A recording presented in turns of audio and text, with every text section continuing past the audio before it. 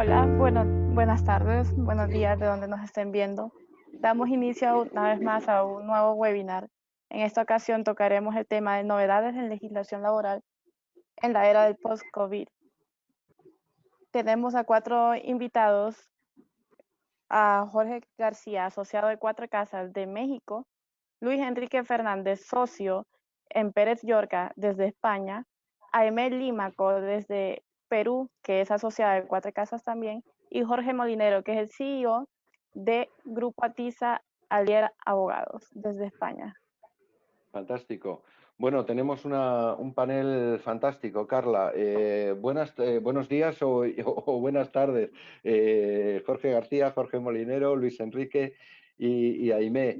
Fijaos, además este es un tema bueno, esencial, sin duda, y de gran preocupación en todas las empresas. Y además tenemos hoy el ejemplo, no solo tenemos una muestra fantástica, ¿no? Porque tenemos lo que a nivel legislativo tenemos tanto en España como en México, como en Perú, ¿no? Me parece fantástico. Pero antes de dar comienzo a la mesa redonda, Carla, si te parece, a mí me gustaría que Jorge Molinero es el CEO del Grupo Atisa, a los que les doy las gracias porque son partner de este webinar junto a Oracle.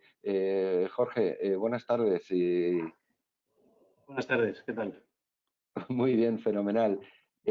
Bueno, me gustaría que nos ofrecieras unas palabras antes de dar comienzo a la mesa redonda. Creo que para darle marco, ¿no? Un poco a todo esto. ¿De acuerdo? Perfecto, muy bien. Bueno, primero, buenas tardes a todos, buenos días a los que están fuera de España. Muchas gracias a DCH por organizarlo y por invitarnos a nosotros junto a Oracle para esta webinar. Y yo, antes de dar paso a la mesa redonda, donde está el plantel que tenemos hoy de compañeros, de abogados que tienen un conocimiento técnico más profundo de cada una de las legislaciones, me gustaría darle un poco de marco a la webinar basado un poco en lo que es nuestra experiencia. Nosotros, desde Grupo Atisa, nos dedicamos a externalizar nómina y hemos tenido de las 50.000 que hacemos al cabo del mes, unas 50.000 nóminas, casi 20.000 en ERTE, que es una cantidad muy importante, es casi un termómetro de lo que ha sido en proporción, si lo escalamos al país, de lo que ha podido ser COVID. Y en cuanto a la parte de Alier Abogados, que hemos gestionado casi 250 ERTES, pues lo que ha supuesto y lo que está suponiendo. Yo aquí, por una parte, está creo que es importante el susto que nos vino de un día para otro prácticamente. No habíamos oído hablar de lo que era esto. En diciembre a todos nos sonaba un poco, pues, una cosa en China, no nos asustaba. Y de repente, a finales de febrero, primeros de marzo, todos nos tuvimos que ir a casa corriendo y quedarnos ahí 3 meses, que esto no había pasado desde hacía casi un siglo. Gracias a Dios, las tecnologías que tenemos hoy han permitido en muchos casos mantener la actividad que muchas empresas han podido mantener, pero otras muchas no. Creo que una parte importante y de lo que deberíamos centrarnos, lo hablamos hace un momento, no tanto en el cumplimiento de las medidas de sanidad que debemos mantener todos de cara al futuro, de que no vuelva a haber un rebrote, pero creo que las empresas deberían centrar su estrategia en qué puede ocurrir si esto vuelve a ocurrir, ya más allá del daño que puede ocasionar económicamente, que por supuesto sería más grave probablemente que el primero, pero creo que deberíamos tenerlo como un apartado más de la estrategia, centrando mucho en la estrategia, la tecnología, en la gestión desde fuera de casa. Por un lado, en el aspecto desde dentro de la empresa, y por otro lado, creo que la administración debería también aprender de lo que ha pasado estos meses y centrarnos más en una legislación previa, en posibilidades de más flexibilidad laboral probablemente y de flexibilidades en el marco empresarial, que todavía queda mucho por avanzar. Todavía la crisis se ha centrado mucho en el aspecto laboral, pero hay mucho aspecto mercantil que todavía no ha llegado, pero acabará llegando en cuanto a asuntos de concurso de acreedores o sitios, que es lo que nos va a venir, que probablemente sea un contenido más para otra webinar. Pero en este momento lo que vamos a tratar de analizar es el aspecto de las novedades legislativas en todos los 3 países en el ámbito laboral, que ha habido que modificar mucho. Los ERTES era una palabra que prácticamente, por lo menos en España, estaban nadie contaba con ellos en la gestión diaria de la empresa ni de la administración de personal, y ha pasado a ser prioritario. Se hacían ERES cuando había malos momentos, pero un ERTE, la verdad es que pues una inundación en algún momento puntual, pero tampoco había mucho uso de la herramienta del ERTE, y ha pasado a ser vital para el sostenimiento de la empresa. Y ahora, de cara a futuro, el ERTE se acaba ya. En España, por lo menos, hemos llegado a un acuerdo entre patronal y gobierno y agentes sociales, sindicatos y demás para mantenerlos hasta septiembre. Muchos pensamos que va a ser corto, que probablemente haya que extenderlo. También es una de las preguntas que lanzo a los expertos, cómo lo ven de cara a futuro. De aquí a septiembre probablemente las empresas no han soportado suficientemente el golpe como para volver a dar trabajo a toda su plantilla. Y ahí qué va a pasar. Probablemente eso haya que reconvertirlo en un ERE a largo plazo. Eso va a ser un golpe muy duro en la economía, pero probablemente más duro sería no tener el ERTE y que tuvieran directamente que ir a concurso de acreedores y probablemente el cierre de la empresa. Ya no es solo las novedades que ha traído el COVID, sino las que faltan por hacer, que probablemente muchas tengan que ser más valientes de las que estamos asumiendo hasta ahora. Y un poco vigilando que no vuelva a ocurrir. Eso, que esto se ha acabado, probablemente no se ha acabado. Probablemente haya, no sé si un rebrote o otra cepa, otro virus parecido que vuelva a ocurrir, y probablemente ahora ya no tendríamos excusa si no estamos preparados en el aspecto interno de la estrategia y en el aspecto más legal, más administrativo. Creo que hay que centrarnos más probablemente de dar por cerrado la era COVID y no solo pensar en lo que hemos incluido en las novedades legislativas de nuestro aspecto laboral en los últimos meses, sino también pensar en lo que nos puede venir si realmente hay otro rebrote. Creo que hay que mezclar un poco esos dos aspectos.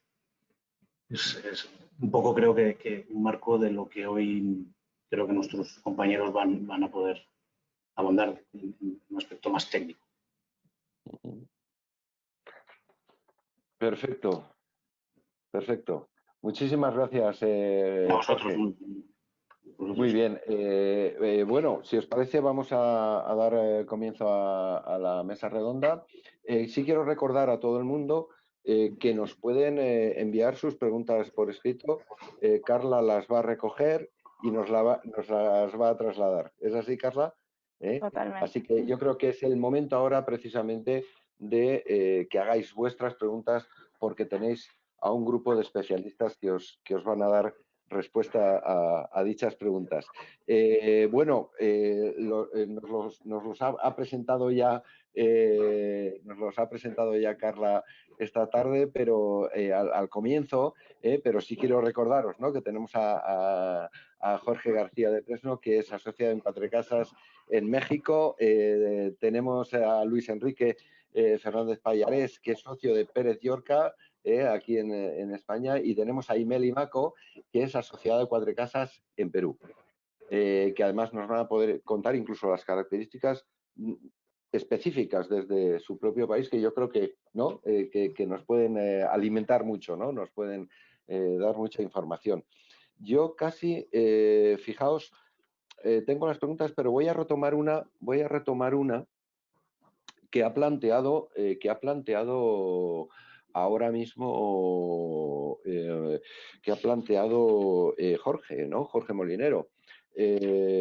Claro, él planteaba, dice, bueno, ahora, claro, estamos en ese proceso, bueno, de reactivar esta actividad económica. Ha habido trabajadores que he tenido en ERTE, ¿no?, y ahora los tengo que recuperar, pero no los voy a recuperar del todo, ¿no?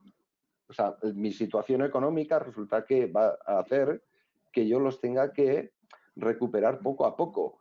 Quizás hasta me esté planteando reestructurar mi plantilla y ese tipo de cosas, ¿no? ¿Qué tipo de dificultades creéis que nos podemos encontrar en ese sentido? Yo no sé, Luis Enrique, si quieres comentar tú un poco, que estamos, digamos, más avanzados en España en este sentido, ¿no? Sí, claro. Bueno, antes de nada, buenas tardes o buenos días a todos, dependiendo de la ubicación geográfica en la que os encontréis. También quiero agradecer a TIS, a Oracle y a ECH, por supuesto, por organizar este webinar y contar con nosotros. Alberto, en relación con la pregunta que formulas, vamos a ver, en España lo que se ha ido produciendo es una serie de cambios legislativos durante toda la situación esta de la crisis sanitaria del COVID-19. ¿Vale? Eso lo que ha provocado es que, como bien adelantaba antes Jorge, se promulgaron una serie de reales decretos leyes. O sea, lo que hemos tenido ha sido, pues, si me permitís la expresión, como una especie de diarrea legislativa por parte del Gobierno, donde casi todas las semanas teníamos un nuevo real decreto ley que nos iba sacando nueva legislación. Pero bueno, a grandes rasgos, lo que se ha hecho ha sido promulgar una legislación concerniente a lo que son los ERTES, que no dejan de ser unos procedimientos que se negocian para suspender los contratos de trabajo o reducir las jornadas. De manera que lo que estamos haciendo es adecuar la actividad laboral a la actividad empresarial en este momento. Bien, aquí teníamos dos tipos de ERTE. Teníamos un ERTE que era el ERTE de fuerza mayor, cuando está ocasionado como consecuencia de una causa externa, principalmente es motivado por parte de lo que es una disposición normativa, pues que restringe determinada actividad. Bueno, pues se tenían que cerrar, por ejemplo, aquí en España pasó, se tuvieron que cerrar los restaurantes, se tuvieron que cerrar los hoteles. Entonces, bueno, tenemos una disposición normativa que nos impide abrir nuestra actividad. Entonces, en este caso se considera que es un ERTE de fuerza mayor. Y luego está la otra modalidad de los ERTEs. La otra modalidad de los ERTEs es lo que se denomina por causas objetivas, económicas, técnicas o efectivas de producción, que este caso ya es más que circunstancias del mercado, lo que me impiden es el tener la actividad completamente abierta, la actividad laboral. ¿Por qué? Pues porque el mercado me ha ido bajando y en este caso de manera coyuntural, es decir, yo estimo que va a ser un periodo de tiempo, pero no va a ser para siempre. Con lo cual, en este caso, pues lo que hago es que implemento. Bueno, las empresas en España lo que han hecho ha sido básicamente pues ir trasladándose desde un ERTE de fuerza mayor, que fue lo primero que se implementó. O sea, había una serie de restricciones por parte del gobierno de actividades que se podían desarrollar y luego han ido tornando en lo que son los ERTEs por causas objetivas, los que denominamos en España los ETOP, que son causas económicas, técnicas, organizativas o de producción. ¿Por qué? Porque la restricción en muchos de ellos ya no existe, esa restricción normativa, pero lo que sí que tenemos es que el mercado todavía no ha recuperado la actividad que tenía con anterioridad. Y eso me está obligando a mí a mantener un nivel de volumen de trabajo inferior al que yo requeriría. ¿Vale? Todo esto con visos de qué? Pues de que luego la actividad se puede ir recuperando y yo pueda otra vez volver a tener mi actividad normal y sacar a todo el mundo del ERTE, a todos mis empleados del ERTE.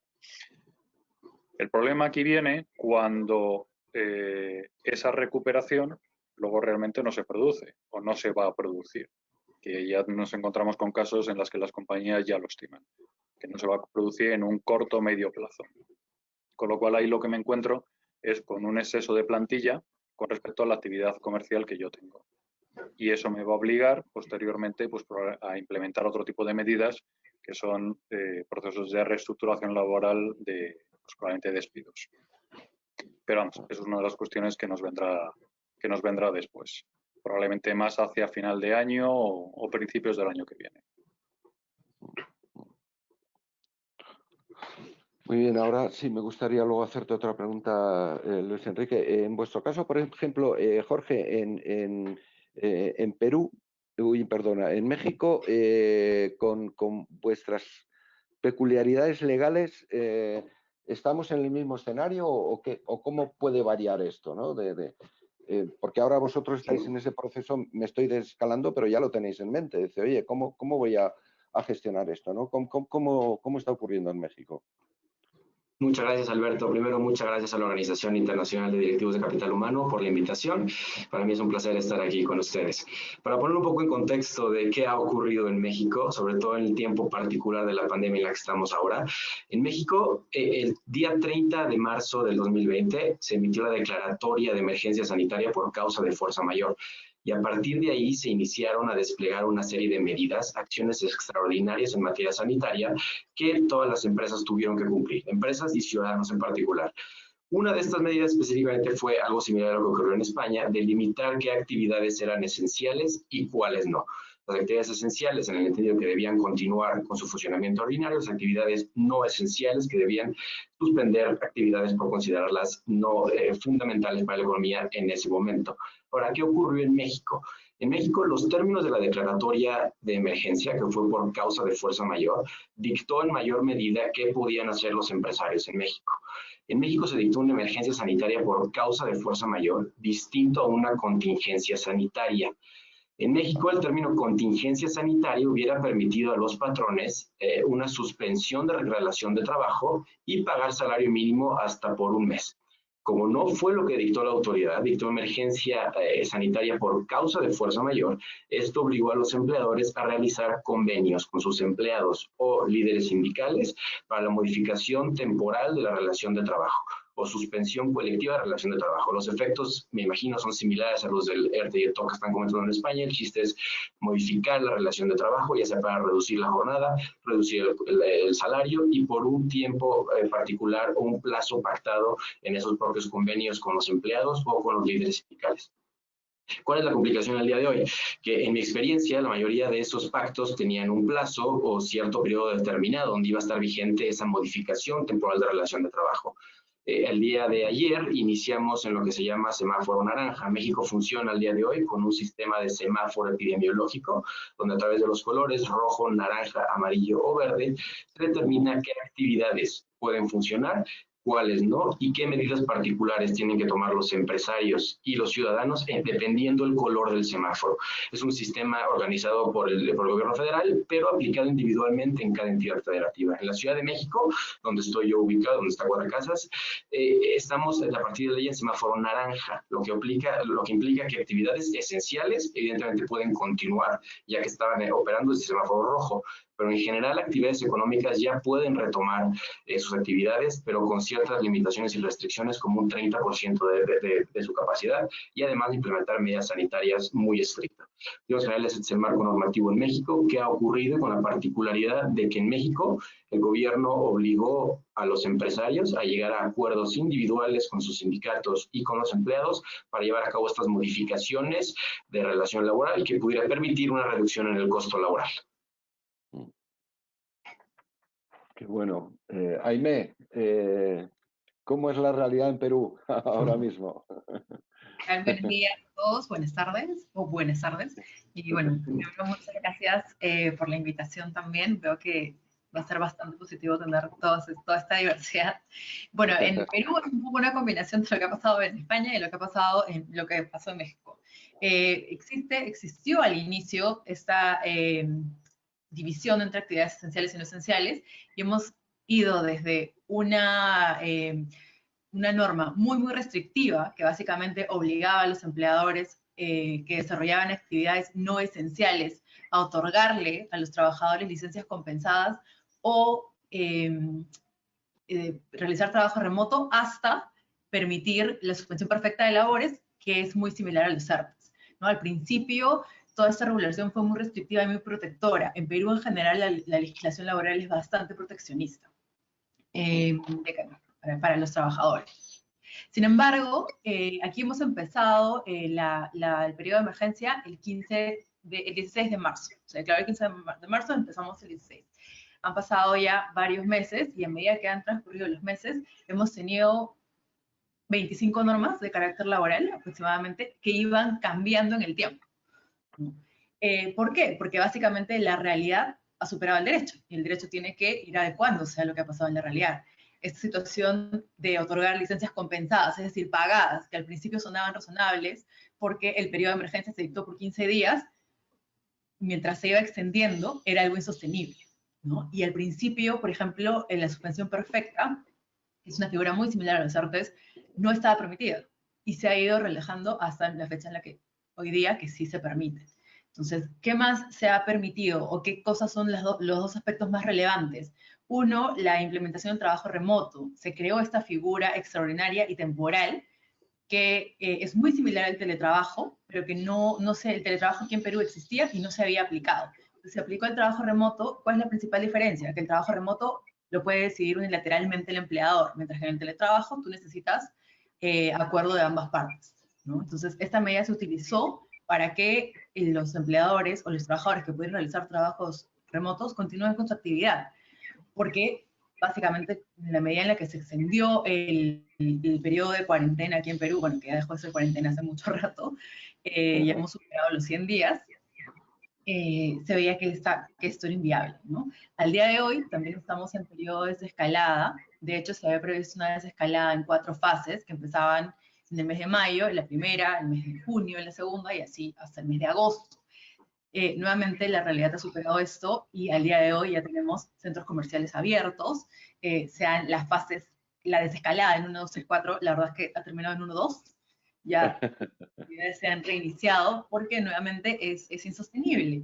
Desde el punto de vista laboral también, el gobierno ahora, el día de hoy, ha permitido, no obliga, a diferencia de lo que ha sucedido en México, por lo que ha comentado Jorge, no obliga a los trabajadores a llegar a acuerdos, a los empleadores a llegar a acuerdos con sus trabajadores, pero sí ha abierto esa posibilidad. Por ejemplo, la de otorgar vacaciones adelantadas, por ejemplo, la de acordar reducciones de remuneraciones, hacer modificaciones de jornadas, que tengan un impacto salarial, todo eso con la finalidad de reducir un poco y gestionar de una manera más eficiente los recursos humanos y los recursos económicos. Ahora, ¿qué ha pasado? Y también es importante decirlo, con el tema de la suspensión perfecta. Si bien esta figura se ha habilitado al inicio, esto empezó en abril, es una figura excepcional que se ha creado. Nosotros en la legislación peruana regular tenemos una figura de suspensión perfecta. A raíz de la emergencia sanitaria se creó una en paralelo, supuestamente más expeditiva, supuestamente menos restrictiva. ¿Cómo optaban los empleadores por esto? Básicamente por 2 razones. O por la imposibilidad, por una afectación grave económica, de acuerdo a unos criterios establecidos por el gobierno, o por la imposibilidad de realizar trabajo remoto u otorgar licencias con goce. Lo cierto es que al 23 de junio se han presentado 30.000 solicitudes de suspensión perfecta y solo se han aprobado 471, que es un porcentaje bajísimo, ¿no? Es 1.algo%. ¿Por qué? Nuevamente porque la posición del gobierno ha sido no aprobar estos mecanismos de manera tan amplia, digamos, ¿no? Sin embargo, en el camino también se han dado nuevas normas que han flexibilizado este procedimiento. ¿Por qué? ¿Cuál es la consecuencia de que no se apruebe la suspensión perfecta? Que los empleadores tengan que pagar todas las remuneraciones dejadas de percibir desde que lo pidieron. Entonces, si alguien solicitó esto en abril y se rechaza en junio, puede tener que asumir el pago de todas esas remuneraciones. Y lo que va a generar nuevamente es, se va a romper la cadena de pagos, se van a perder puestos de trabajo. Entonces, se están presentando ahora muchos proyectos y muchas iniciativas de los gremios empresariales para que el gobierno pueda flexibilizar aún más esta posibilidad, esta opción. Ese es un poco el panorama actual. Bueno, muy bien. Ahí hay realidades diversas también, ¿no? Dentro de casi intenciones comunes, ¿no? Ese equilibrio entre lo legal y lo social, ¿no? Si queremos decir de alguna manera, ¿no? Yo ahí, Luis Enrique, hablabas antes de los decretos, ¿no? De esta locura, ¿no? De esta diarrea de decretos, ¿no? Que es como efectivamente algo de urgencia. Pero ¿tú crees que estos decretos, muchos son temporales o estaban realmente escondidos y se han sacado ahora, o es algo que se va a quedar, o muchas cosas se van a quedar de los decretos? Sí, mira, vamos a ver. De estos reales decretos es verdad que nos ha ido cambiando lo que es todo nuestro marco normativo, ¿no? En el ámbito laboral, que es lo que estamos tratando aquí ahora mismo. Yo me he referido anteriormente a todo el marco legislativo en materia de suspensiones y reducciones de contrato, que son los ERTEs, en las 2 modalidades que teníamos. Es verdad que luego hay matices con algunas cuestiones adicionales. Aquí, por ejemplo, en relación con los ERTEs, una de las cuestiones que nos han traído es que el ERTE lo que trae consigo es el traslado del coste social, se lo traslada al Estado, con lo cual es el Estado el que a partir de ese momento está pagando lo que son vamos a llamarlo los salarios, que no son salarios, sino son las prestaciones de desempleo todos los trabajadores que están adscritos al ERTE. Lo que pasa es que nos han traído, con todos estos cambios legislativos, pues una serie de beneficios o exoneraciones en las cotizaciones a la Seguridad Social que tenían las empresas. De tal manera que no solo se ahorraba en el salario, puesto que el trabajador iba a estar cobrando la prestación de desempleo, sino que además no tenían que pagar la cotización a la Seguridad Social, sino simplemente pues pagaban un porcentaje, que luego se ha ido reduciendo a lo largo del tiempo.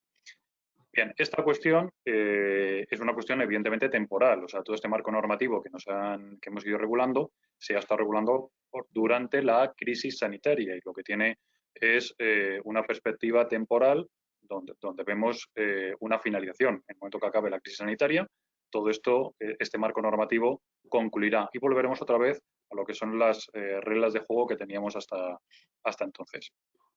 Se han introducido, evidentemente, pues otro tipo de medidas. Una, la que ha sido la más llamativa, que es el tema del teletrabajo, evidentemente. O sea, desde el minuto 1, cuando se produjo toda esta situación de la crisis sanitaria y empezamos con toda la promulgación de los ERTES, otra de las medidas que se aplicó fue la del teletrabajo. ¿Para qué? Para que todas aquellas empresas que pudieran implementar esta actividad de teletrabajo lo hicieran, de tal manera que pudieran sacar a todos sus empleados de los centros de trabajo y continuar con la actividad laboral, pero mediante el teletrabajo. Las que no pudieran hacerlo, pues evidentemente tenían que pasar al ERTE. ¿Por qué se hizo esto? Bueno, pues por una razón económica, básicamente. Es si tú puedes utilizar el teletrabajo, sigue en teletrabajo, mantienes la relación laboral vigente, continúas pagando la nómina y mantienes las cotizaciones a la Seguridad Social. ¿Que no puedes hacerlo? Pues entonces pasas a la modalidad de ERTE, fuerza mayor o por las causas ETOP. Y lo que pasa es que el problema que tiene es que trasladamos el coste al Estado, que es el que va a tener que pagar las prestaciones de desempleo. Bien, ¿eso quiere decir, con la modalidad del teletrabajo, que antes no existiera el teletrabajo en España? Pues sí, había una regulación en España que era, se denominaba trabajo a distancia, pero que todos conocíamos como el teletrabajo. Lo que pasa es que era una regulación muy concreta, donde se requería, y todavía existe esta vigente, se requiere el consentimiento de las dos partes, hay que establecer un contrato específico, requiere que el porcentaje mayor de la jornada se realice mediante trabajo a distancia, etcétera, etcétera. Vale. ¿Qué es lo que sucedió con la crisis sanitaria? Como os he dicho, una de las cuestiones es que se requiere el consentimiento de las dos partes. En este caso concreto, dado que estamos hablando de una crisis sanitaria y de unas medidas de protección y prevención de riesgos laborales, es decir, en materia de seguridad y salud laboral, era el empresario el que podía imponer el teletrabajo. Es decir, durante toda esta situación de la crisis sanitaria y hasta 3 meses después, desde que se produjera el levantamiento del estado de alarma, que en este caso fue el 21 de junio, nos vamos a ir hasta el 21 de septiembre, tiene una prioridad aplicativa el teletrabajo. Con lo cual, ese trabajo se puede imponer por parte del empresario, sin necesidad de contar con el consentimiento del trabajador. Dicho esto, a futuro, ¿qué es lo que nos va a quedar? Porque esto, como os estaba diciendo, el teletrabajo tiene un periodo de vigencia, que va a ser 21 de septiembre. ¿Y después qué? Bueno, pues lo que se ha visto es que esta medida o esta modalidad o forma de trabajar, como queráis llamarlo, pues ha estado funcionando. Y al estar funcionando, bueno, pues esto lo que ha provocado es que el gobierno, pues tome la iniciativa de una de las reformas legislativas que quería hacer, que era precisamente esta, pues la acelerase. Y entonces ahora está tramitándose legislativamente un nuevo marco regulatorio para el teletrabajo, de tal manera que las empresas lo puedan implementar. ¿Para qué? Para que luego esto se quede con posterioridad. La finalidad aquí ya va a ser distinta, ya no va a ser una finalidad de seguridad y salud laboral, pero sí lo que va a tener es más bien lo que está dirigido es una medida conciliatoria. Es decir, para que podamos conciliar lo que son los derechos laborales y profesionales con los derechos familiares. Aquellas personas que tengan determinadas cargas familiares, pues que puedan estar solicitando esta modalidad de trabajo y puedan prestar ese servicio desde su domicilio. Como digo, ahora mismo lo que tenemos es un proyecto de ley que está ahora mismo justo en fase de enmiendas y que muy probablemente pues saldrá adelante. Fantástico. Jorge, nos hablabas antes de los semáforos. Sí. Imagino que estará muy asociado también a sectores, ¿no? Uy, Jorge se ha ido. Está de vuelta. Sí, imagino que también esto estará muy asociado a sectores, ¿no? Sectores que estén entrando en un color o en otro, ¿no? Del semáforo, ¿no? Por su tipo de actividad, ¿no? Y sí te quería decir, yo imagino que habrá muchas reclamaciones porque habrá, ¿no? Digan, ¿por qué esto sí y nosotros no también, ¿no? No sé si esa realidad la estáis viviendo allí. Sí, aquí el sistema del semáforo, el sistema de alerta sanitario o semáforo epidemiológico, tiene muchos nombres, pero el semáforo epidemiológico es el más habitual. Se inició en un acuerdo publicado en el Diario Oficial de la Federación el día 14 de mayo. Como decía brevemente anteriormente, este es el marco normativo, las reglas dictadas por la Secretaría de Salud Federal que van a regir el término de desescalado, retorno gradual o reapertura de actividades. En breve, para describir un poco el semáforo, en semáforo rojo implicaba que la ocupación hospitalaria está superior al 65%, es decir, es un sistema federal, pero adecuado a la entidad federativa. Si una entidad federativa tiene una ocupación hospitalaria superior al 65% y una tendencia de casos a la alza, de casos positivos a la alza, estaría en semáforo rojo. En semáforo naranja, lo que acaba de entrar el día de ayer de la Ciudad de México implica que la ocupación hospitalaria es inferior al 65% y hay 2 semanas de tendencia a la baja, que es el marco que estamos actual en la Ciudad de México. Lo que implicaba en términos generales es que, ligado al acuerdo de acciones sectoriales en materia sanitaria que definió actividades esenciales y no esenciales, ligado con ese acuerdo, como tú bien dices, Alberto, es lo que define qué actividades pueden continuar y cuáles no. En semáforo rojo, únicamente actividades esenciales. Esto implica que la ocupación hospitalaria en determinada entidad federativa es superior al 65% y la tendencia de casos es a la alza. Actividades esenciales evidentemente eran sector salud, sectores relacionados con industria energética y lo que el gobierno llamó sectores fundamentales para la economía. Evidentemente alimentos y bebidas, no bebidas alcohólicas y todo lo que es fundamental para la continuidad de la vida cotidiana de los mexicanos. En semáforo naranja, que es lo que estamos el día de hoy, actividades esenciales evidentemente continúan, pero ya se pueden reanudar actividades generales u ordinarias, actividades económicas ordinarias, pero con ciertas restricciones. El día 29 de mayo también se dictaron unos lineamientos técnicos para la reapertura de los centros de trabajo, donde en preparación a una reapertura gradual se tenía que implementar una serie de medidas muy estrictas, como por ejemplo contar con controles de ingreso y salida de los centros de trabajo para medir la temperatura. Si era superior a 37.5 no se permitía el ingreso. Llevar un control de visitas de clientes y proveedores, también tener evidentemente disponible alcohol, gel antibacterial para las manos y para ciertas medidas de higiene. Y con base en estos lineamientos técnicos, ya las empresas en semáforo naranja, que no son consideradas esenciales, pueden regresar a laborar. Entonces, no esenciales, por ejemplo, son prácticamente todas, salvo actividades en espacios públicos. Por ejemplo, un centro comercial va a abrir hasta la siguiente semana. Restaurantes pueden abrir a partir de mañana, con un 30-40% del aforo. Por un dato curioso, bufetes jurídicos como Guadalajara en la Ciudad de México, en principio, en semáforo naranja ya podríamos regresar a laboral, pero a partir de un máximo de 30% del aforo.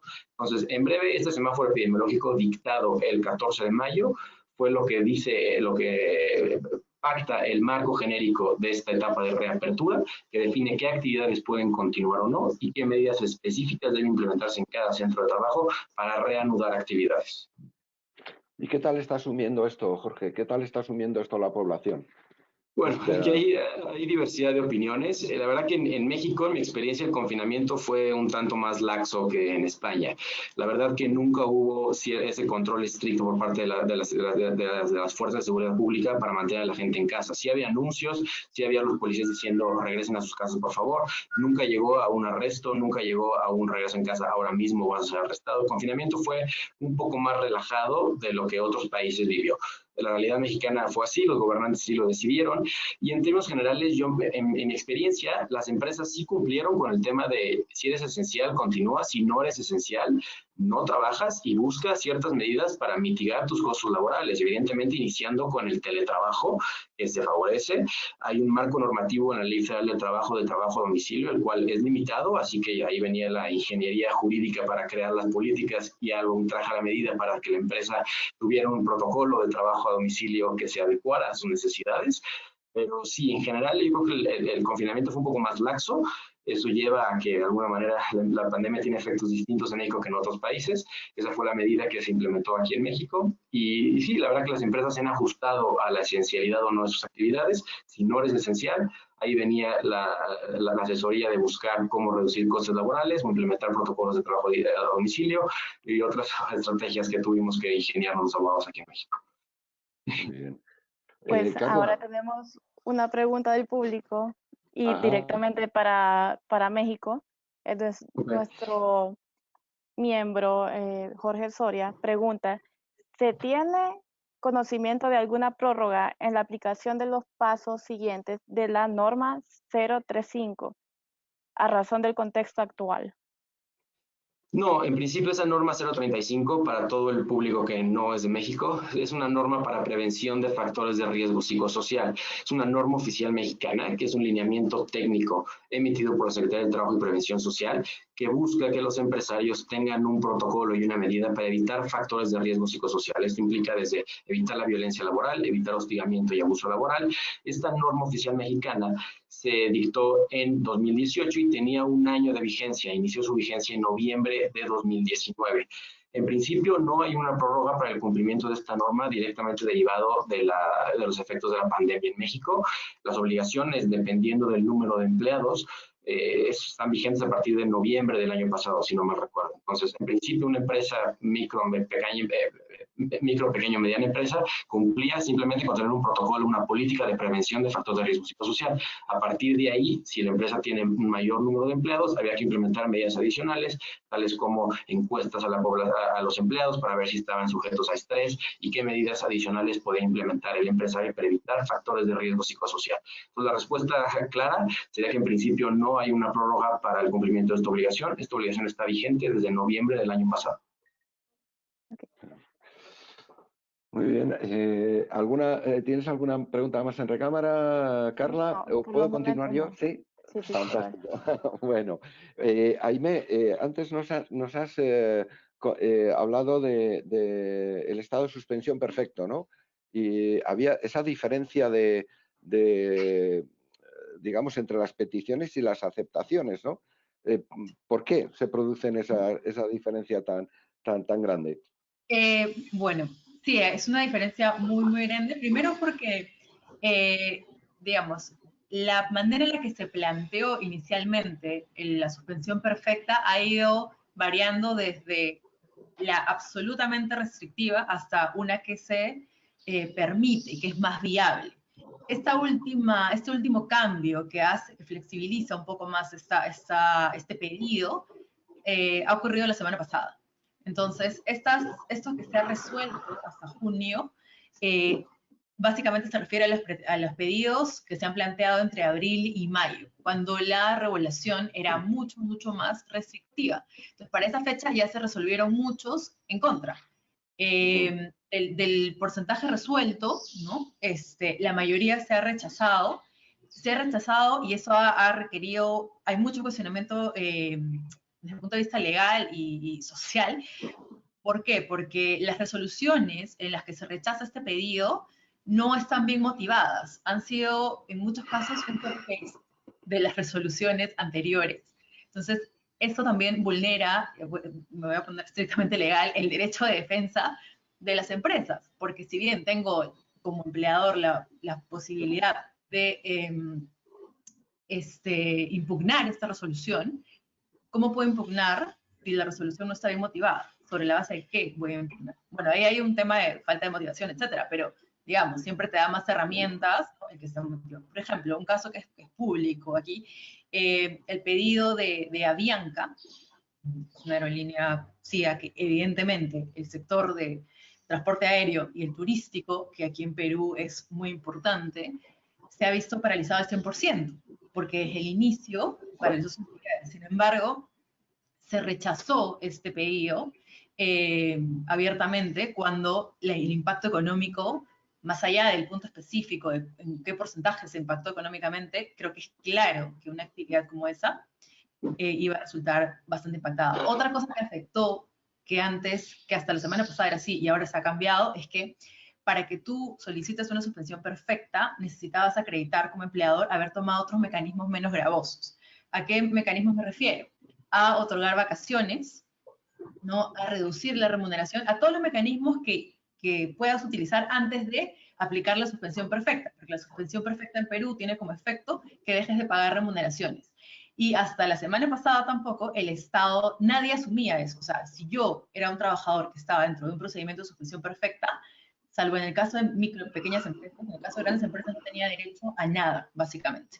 La semana pasada, el Estado ha aprobado un bono de 760 soles para todos los trabajadores que estén en suspensión perfecta. Es decir, el Estado está asumiendo ese costo con cargo de determinadas características. Tampoco es para todos, es para los trabajadores que ganen menos de 2.000 soles, para empresas que no tengan más de 100 trabajadores. Entonces, es una asunción de costos de parte del Estado, pero bastante restringida, ¿no? Y sin embargo, se puede ver que el Estado ha ido flexibilizando con las normas posteriores esta posibilidad, uno, de acceder a la suspensión perfecta, dos, de otorgar beneficios a los trabajadores que están en suspensión perfecta, porque nuevamente la realidad no soporta más, las empresas no soportan más esta situación. No es posible que de 30.000 pedidos concretos solo se hayan aceptado 471. Es verdad que ese porcentaje de 30.000 hay otros que siguen en trámite, pero, o sea, puntualmente en despacho me ha tocado ver, digamos, 2 clientes que están dentro de los sectores muy afectados. No me refiero a Bianca, no es cliente nuestro, 2 clientes, 2 otros clientes, que han estado, es más, yo he estado en comparecencias frente a la autoridad administrativa que inspecciona, y la verdad es que las preguntas son muy, están totalmente desenfocados desde mi punto de vista, ¿no? Están viviendo, creo yo, en una realidad paralela. Yo entiendo que evidentemente la función del gobierno y todos queremos mantener tanto la fuente productiva para el empleador como los trabajos para los empleados. Sin embargo, creo que desde nuestra posición como abogados de los empleadores y desde la posición de, bueno, en mi caso, desde la posición de la autoridad de trabajo que tiene que resolver esto, no estamos conversando, no estamos yendo en paralelo, porque la autoridad de trabajo como política ya, más allá de fuera del tema legal, como política quiere rescatar los empleos, pero desde su posición, que es rescatémoslo ahora, ¿no? En el inmediato, pero no vemos qué va a pasar después, porque, claro, rescatemos, digamos que esto no va a suspensión, que los empleadores tienen que seguir pagando, pero ¿qué va a pasar después? ¿No? ¿Qué va a suceder después? Otro mecanismo externo que se ha utilizado ahora como política, y ha sido un poco de respuesta a esto, es que se han empezado a liberar actividades que no estaban pensadas en liberarse hasta agosto, ¿no? Los centros comerciales tenían previsto liberarse en la fase 4. Hemos entrado recién en julio, bueno, no, hoy es el último día de junio, estamos al final de la fase 2, ¿no? Entonces, eso ha sido un poco lo que ha pasado.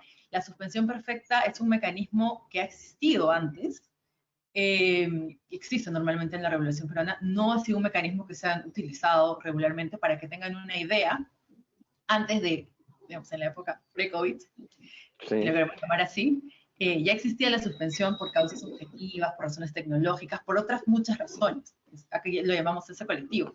Además, se ha aprobado históricamente 4 desde que existe esa regulación. Entonces, esa ha sido un poco la posición de rechazo. Sin embargo, creo yo que es importante, y desde nuestra posición es lo que tratamos de transmitirle a quienes van a resolver estos expedientes de suspensión perfecta. Estamos en diferentes realidades, ¿no? O sea, no podemos ir de cara, no estamos antes del COVID, ¿no? La paralización económica ha sido gigante aquí en Perú, entonces es verdad que hay empresas que han seguido laborando, entonces no se puede utilizar la misma medida para todos, ¿no? Hay empresas que realmente se han visto más impactadas, y en esos casos debería haber un criterio racional un poco mayor. Entonces, para sintetizar un poco todo esto, creo que hay 2 factores que hacen que el porcentaje de aprobación sea tan bajo. Primero, las restricciones legales de un primer momento, que se han ido flexibilizando, y segundo, un poco la posición política de la autoridad de trabajo, ¿no? Que históricamente ha venido considerando como más protector para el trabajador, ¿no? Eso es básicamente. Claro.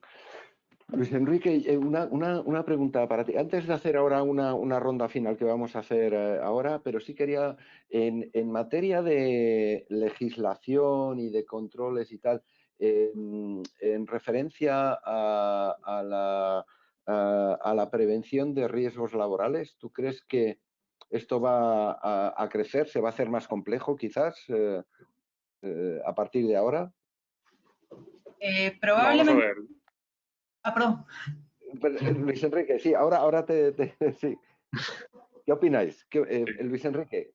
Bueno, vamos a ver. Realmente ya existíamos, teníamos una normativa bastante exhaustiva en materia de prevención de riesgos laborales, donde regulaba todo tipo de situaciones y de riesgos que pudieran asumir, o sea, a las que les pudieran enfrentarse los trabajadores y que estaba obligado el empresario, evidentemente, pues a prevenir, ¿no? Pero lo cierto es que esta situación no. Esta situación lo que nos ha provocado es un desbordamiento donde lo que no ha habido es una capacidad para poder prevenir un riesgo de contagio en el entorno laboral. Pero era obvio, o sea, no lo había en el entorno, no había posibilidad de hacerlo en el entorno laboral porque tampoco ni siquiera había posibilidad de hacerlo en el entorno social, o sea, fuera del entorno de la empresa, ¿no? Con lo cual, la medida que se ha adoptado es una medida más de confinamiento, todo el mundo en su casa y evitamos cualquier tipo de contagio. Ahora lo que nos hemos encontrado es que tenemos se han ido promulgando una serie de medidas en materia de seguridad y salud laboral, que precisamente es lo que las empresas han tenido que ir aplicando e implementando estas medidas en lo que se conoce en España como los planes de retorno. Es decir, hemos pasado de una situación de confinamiento, modo teletrabajo, las empresas que lo han podido realizar, a volvemos otra vez al entorno laboral del centro de trabajo, pero antes lo que tenemos que aplicar es un plan de retorno. Ese plan de retorno pues tiene que cumplir y tiene que cubrir una serie de medidas de prevención de riesgos precisamente para evitar ese tipo de contagio. ¿Estas medidas han venido para quedarse? Pues hombre, espero que no y confío en que no, porque lo que están provocando siempre es un distanciamiento social, donde estemos con las mascarillas puestas pues todo el día, donde estemos continuamente con los hidroalcoholes, en las oficinas, no sé si lo estaréis sufriendo vosotros, pero vamos, básicamente, o sea, establecen como circuitos casi de carreras, donde solo se puede ir en un sentido para que no haya cruces. Entonces, bueno, esto que lo digo medio en broma, medio en serio, pero es una situación precisamente que esperamos que sea circunstancial. De manera que una vez que toda esta situación acabe, pues podamos volver otra vez a la normalidad que teníamos antes. Yo no quiero denominarla la nueva normalidad, o sea, lo que quiero es que volvamos a la normalidad de antes, ¿vale? Donde vamos a tener otras situaciones de riesgo, pero que no sean estas, ¿no? Entonces, yo creo que esta regulación que tenemos ahora, lo que confío es que es una regulación temporal y que luego podamos evitar el seguirla implementando, porque eso es lo que significará es que esta situación de crisis sanitaria habrá pasado. Y en vuestro caso, Aimé, en este sentido, en el aspecto legal y de prevención o de controles allí en Perú, ¿cómo lo ves tú? Es decir, ¿se va a apretar un poco más? ¿Se va a hacer más complejo? Sí, bueno, un poco es el panorama similar al que ha comentado Enrique. Básicamente, aquí ya existía una regulación en seguridad y salud ocupacional que evidentemente no contemplaba algo como esto. Solamente se ha agregado como riesgo profesional o como enfermedad profesional de COVID para los trabajadores de salud. Solamente los de salud. En los demás, esta enfermedad no es considerada una enfermedad profesional. Lo que sí ha hecho el gobierno también para la etapa de reactivación económica, que es como se llamaba la desescalada, se han establecido lineamientos para la vigilancia de la salud de los trabajadores, que son complementarios a toda la regulación ya de seguridad y salud que existía. Y además, este es el marco general, y además, en función al sector, se han aprobado protocolos adicionales, por ejemplo, para el sector minero, donde obviamente hay transporte de los trabajadores de su comunidad o donde llegan hacia el campamento minero, ¿no? Entonces, por ejemplo, se ha reducido el aforo, para el sector construcción también. Para el sector administrativo, por ejemplo, en las oficinas, no hay una restricción de aforo legal. Sin embargo, en la práctica, los empleadores lo están haciendo porque evidentemente es una respuesta lógica, consecuente, ¿no? Entonces, uno, por ejemplo, de nuestros clientes está operando, que ya puede operar, está operando al 100%. pese a que tiene oficinas administrativas, podría hacerlo, pero nadie lo hace porque finalmente, si llegara a existir un caso de contagio, vas a tener responsabilidad como empleador también. Entonces, lo cierto es que se han aprobado lineamientos y la mayoría de empresas los está cumpliendo e incluso los está superando. Claro, o sea, que se está aplicando un principio de prudencia más allá de lo que la ley prescribe, ¿no? En este caso, ¿no? Claro. Jorge, en vuestro caso, en México... Sí, en México me sonó muy familiar lo que estaba comentando Luis Enrique hace unos momentos. La verdad, vamos muy en línea. Las empresas al día de hoy efectivamente también están implementando protocolos de regreso al trabajo, de retorno gradual de las operaciones, donde están cumpliendo o pretendiendo dictar medidas para cumplir con los lineamientos técnicos publicados por el gobierno para la reapertura de actividades. Es en este protocolo en el cual se fijan las medidas que va a implementar el centro de trabajo, tal cual como los carriles que mencionaba Luis Enrique, como carriles de Fórmula 1, carriles de entrada y de salida únicamente, ciertas medidas de control de temperatura, de ingreso-egreso. En México también se está sugiriendo implementar jornadas escalonadas y en sistema de 4x10, es decir, esto me parece que también no es nada novedoso en México, es algo que en el mundo está sonando mucho, de que un empleado trabaja 4 días de manera continuada y después 10 días en casa, lo que permite, si un empleado presenta síntomas, esos síntomas posiblemente los va a sufrir en casa y entonces continúa el confinamiento y se evita que se propaguen ese síntoma en el centro de trabajo. Entonces, este protocolo es muy similar a lo que dice Luis Enrique. Yo coincido 100% con él. Espero que estos lineamientos se vayan y sean simplemente un término definido y por un plazo definido, que nos permita volver a la normalidad, que coincido, ojalá sea la previa a COVID, y si estos lineamientos estarán vigentes mientras duren los efectos de la pandemia, en México particularmente, y esperemos después podamos regresar a la normalidad pre-COVID. Claro, veo que en realidad se están siguiendo rutas muy similares, ¿no? Con algunas peculiaridades, pero casi se está interpretando todo, los gobiernos de diferentes países y las autoridades sanitarias de alguna manera están siguiendo un poco las mismas rutas, ¿no? Y el efecto a nivel legal, ¿no? Que están teniendo con peculiaridades, ¿no? Ahora, yo, y ya para terminar este webinar, sí os quería preguntar ¿qué novedades a nivel legal pensáis que van a venir? Y de las de para quedarse. Pues, bueno, vamos a ver, si que empiezo yo, porque Venga, justo Luis Enrique. Vamos a ver, yo fíjate que más que novedades, o sea, lo que creo primero es que, como hemos estado hablando, además creo que en esto hemos sido bastante coincidentes, nos hemos encontrado con un marco normativo durante todo este periodo de tiempo que lo que está regulando es una situación transitoria, es decir, está pasando ahora, pero no se está regulando de cara a establecer una serie de instituciones o criterios que podamos luego aplicar en el futuro.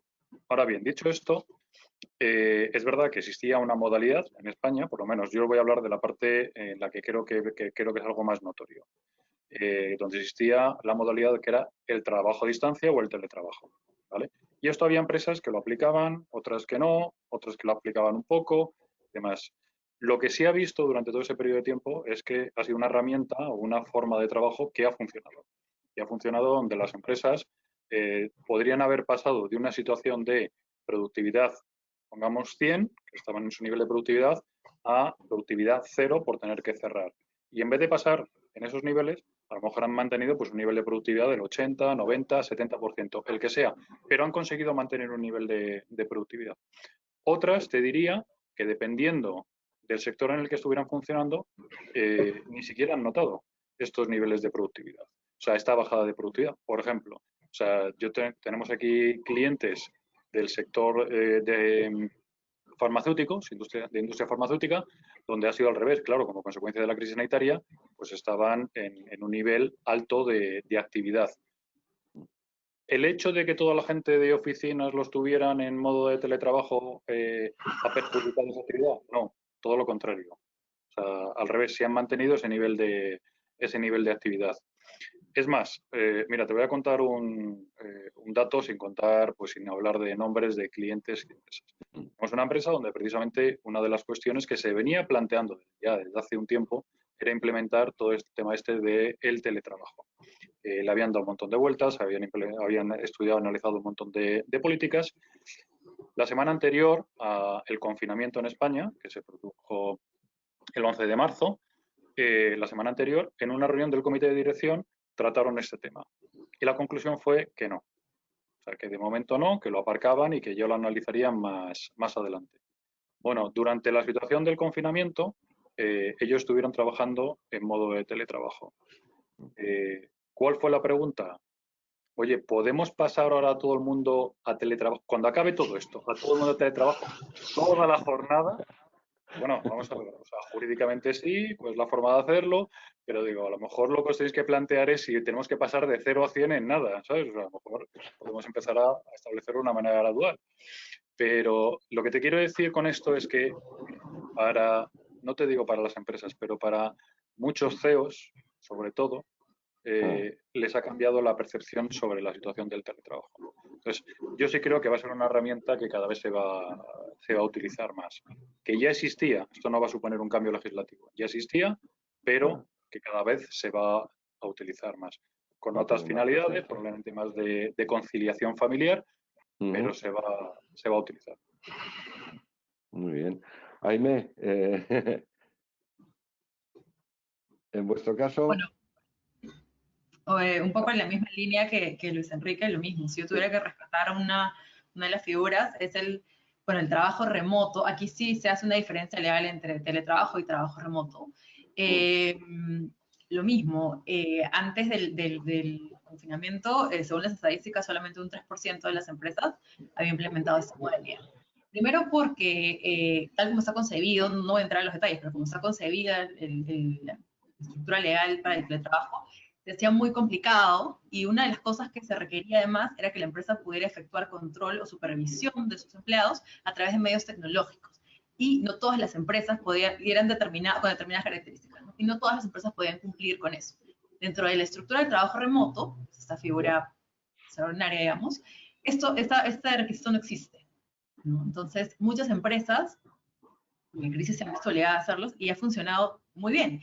Igual, en el caso de un cliente, por ejemplo, acá en Perú se puede utilizar este trabajo remoto hasta el 7 de septiembre, que es cuando termina y un cliente puntualmente lo que nos ha pedido es plantear la estrategia para pasar el trabajo remoto, que no requiere mayores regulaciones, al teletrabajo, porque van a plantear esto hasta el 31 de diciembre. Entonces, porque solamente para su área administrativa, porque también tienen área operativa, pero el área administrativa ha funcionado muy bien. Entonces, quieren continuar tanto por parte de los empleadores como por parte de los trabajadores. Puntualmente, en nuestra oficina, por ejemplo, nosotros obviamente todos somos un trabajo remoto, y la verdad es que nos ha funcionado bastante bien. Tenemos reuniones de coordinación, evidentemente no hay reuniones con los clientes, tenemos reuniones Zoom también con los clientes, pero ha funcionado muy bien. Entonces, la idea y la expectativa es que esta figura se quede y que se modifique la regulación del teletrabajo para que luego se asemeje un poco más a lo que tenemos ahora como trabajo remoto, para que se pueda utilizar, porque ha funcionado bien, ¿no? Ha sido bien recibido aquí por un tema legal y también por un tema cultural, porque era algo sobre lo que personas tenían dudas si funcionaba o no. Esto ha sido una prueba obligada para todos, con buenos resultados. Entonces, probablemente esa va a ser la figura legal que se va a mantener. Jorge, ¿coincides con la realidad de México? Sí, 100%. ¿O hay alguna novedad? Lo mismo, ¿no? Parece que es común, además, parece que ha despertado esto, y parece ser que, además, normativa legal, digamos, existe para poderlo aplicar. Sí. Sí, en México hay un marco normativo, hay un capítulo específico de trabajo a domicilio. Y regresando a tu punto anterior, si yo preveo alguna modificación al marco normativo derivado de la pandemia, en principio no. O sea, ha habido un par de iniciativas para profundizar el trabajo a domicilio, para regular esta este conflicto que hubo en la ley mexicana de contingencia o emergencia sanitaria. Ha habido un par de iniciativas para reformar la ley derivada de la pandemia. Al día de hoy, mi opinión personal es que nuestros legisladores están preocupados en otro tipo de cosas que regular algunos efectos directamente derivados de la pandemia. Pero yo coincido, el teletrabajo yo creo que en México llegó para quedarse, inclusive una experiencia también hablando particularmente de clientes en la oficina de México. Incluso tuve un cliente que nos pidió elaborar 2 protocolos de trabajo a domicilio. Uno estrictamente para la pandemia y otro que todavía no lo han implementado porque estará vigente primero el que estamos durante la pandemia, pero otro que ya plantea otro tipo de situaciones comunes en España desde mi perspectiva, como un sistema de 2x3 o 3x2, de que ya hay ciertos días que el empleado ya va a estar en casa, un objetivo 100% de conciliar familia y trabajo, pero y también de jornadas escalonadas con una ventana de coincidencia. Entonces, yo creo que el teletrabajo sí llegó para quedarse en México en ciertas empresas, no en todas, y que incluso el teletrabajo ahora en México es al 100% derivado de la pandemia, pero ya se está llegando, no llegar del 0 al 100, pero sí posiblemente un 50-60% con ventanas de coincidencia, un sistema 2x3 o 3x2 que permita al empleado pasar cierto tiempo en casa, trabajando desde casa, sobre todo porque la empresa ha visto que ha sido eficiente, efectivo y que no se ha perdido la eficiencia y productividad de los empleados en México. Fantástico. Bueno, pues hasta aquí hemos llegado. Estaría toda la tarde con vosotros, o todo lo que queda mañana y tarde. La verdad es que es muy, muy, muy interesante todo lo que nos habéis contado. Muchísimas gracias, Luis Enrique. Muchas gracias por tus aportaciones. A ti y a la organización, por supuesto. Bueno, tú que también formas parte, ¿no? Porque Luis Enrique además es miembro del Consejo Asesor de DCH, además. Muchas gracias, Luis Enrique, doblemente. Aime y Jorge, muchísimas gracias. Tanto Cuatro Casas en México como en Perú. Muchas gracias por vuestra aportación y nada, espero veros pronto en otro webinar que tenéis mucho que contar. ¿De acuerdo? Gracias a ti, Alberto. Muchas gracias. Hasta luego.